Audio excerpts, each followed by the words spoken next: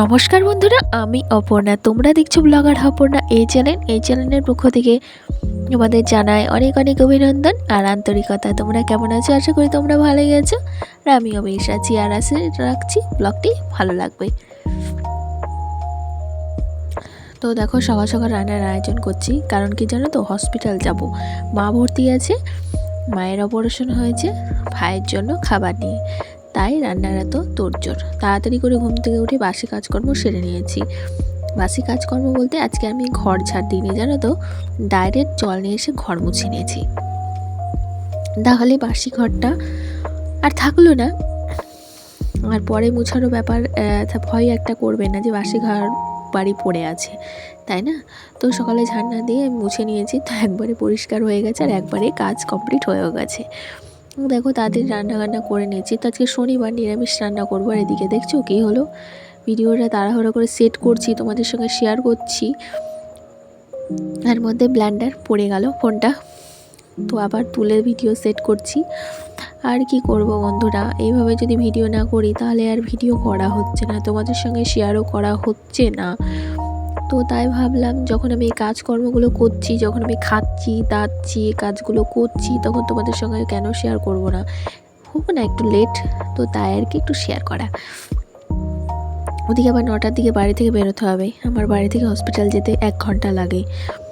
তো আর 10টার দিকে খুলবে, 10টা থেকে 11টা দেখা করার টাইম হসপিটাল। তো তাই আর কি একটু তাড়াহুড়া করে রান্না করা, নাহলে কোনো ব্যাপার ছিল না। তো যাই হোক, দেখো এইখানে ওই যে পেস্ট বানিয়ে নিচ্ছি একটা সর্ষে কাঁচা লঙ্কা নুন দিয়ে। এই যে এটা দুটো তরকারিতেই যাবে, একটা এই ভেন্ডির তরকারিতে আর একটা যাবে কচু আলু বড়া দিয়ে ঝোল করেছিলাম সেই তরকারিতে। আজকে এই দুটো পদ, আর পরে একটু মূলোর শাক করেছিলাম। তো আর কি এই 3টে পদে রান্না। শনিবার যদিও আরও 2টো পদ করা যেত, কিন্তু কি আর করব, টাইম নেই।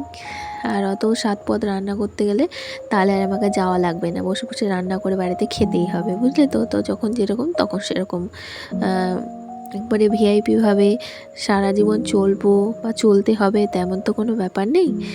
তো তাই আর কি, যখন যেরকম তখন সেরকমভাবে চলাটাই ভালো।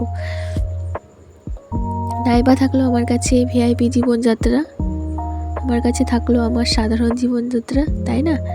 এভাবেই বাকি জীবনগুলো কাটাতে চাই, এর চেয়ে বেশি সুখ চাই না, আর জানি ছুটবেও না।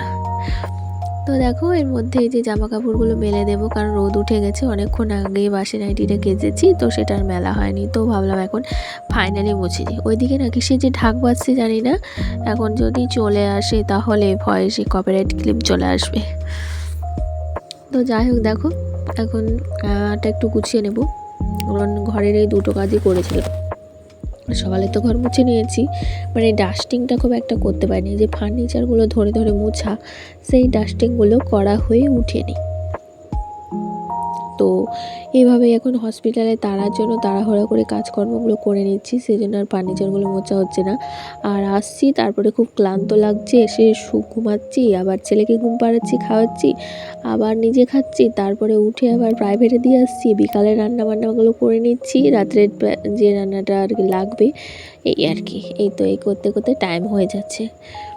তাই আর বন্ধুরা ঘরের দিকে খেয়াল দিতে পারছি না।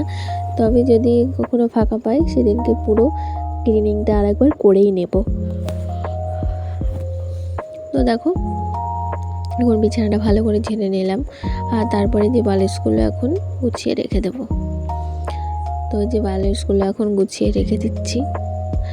আর ভালো করে বালিশগুলো যদি একটু এইভাবে না করি না, তাহলে বালিশগুলো চিপসে থাকে। তো তাই আর কি একটুখানি বালিশগুলো এরকমভাবে ফুলিয়ে নেওয়া। আর তারপরে বন্ধুরা বালিশগুলো সব কটা সুন্দরভাবে গুছিয়ে নেওয়ার পরে চলে গেছিলাম রান্নার দিকে, কারণ ওইদিকে তো একটা তরকারি বসিয়ে এসেছি, এই যে বড়ার তরকারিটা বললাম না কচু দিয়ে, ওইটা বসিয়ে এসেছি। আর মাঝে কী হয়েছিল, ভিডিও করতে করতে ভিডিও করা অফ হয়ে গেছিলো। একবার তো দেখলে ফোনটা পড়ে গেছিলো, আর একবার কী হয়েছিল জানো, আর একবার ফোন সুইচ অফ হয়ে গেছিলো। তাহলে কেমন বিরক্ত লাগে ভাবো, ফোনে যদি এরকম বিরক্ত করে, না ভিডিও করে শান্তি, না নিজের কাজকর্ম করে শান্তি। তো সেই জন্যই যে অনেক কাজ এর মধ্যেও করেছি সেগুলো আর ক্যামেরাবন্দি করতে পারিনি, কারণ ফোন অফ হয়ে গেছে। ফোনটা খুলতে গেলে টাইম লাগবে, ওইদিকে আবার রান্নাও হয়ে গেছে, নামাতে হবে, তাই আর কি। তো দেখো যে বড়া আলু কচুর ঝোল রেডি। তো আজকে দুটোই একটু ঝোল ঝোল করে নামিয়েছি, আর এরকম ঝোল ঝোল খেতে আমার হাজব্যান্ড বেশি পছন্দ করে, তো তাই আর কি। আর তারপরে যে কৌটোকাঠিগুলো ওইদিকে শাকটা বসিয়ে দিয়েছি মূলোর দিয়ে, কৌটোকাঠিগুলো একটু মুছে নিচ্ছি। তো এইভাবেই আমাদের মুছে রাখার সঙ্গী ধরো, তো তাই আর কি। তো দেখো এখন শাকটা হয়ে গেছে, মূলোর শাকটা, সেটাও নামিয়ে নিলাম, নিয়ে এখন বসিয়ে দিচ্ছি রাত্রের ব্যবস্থা।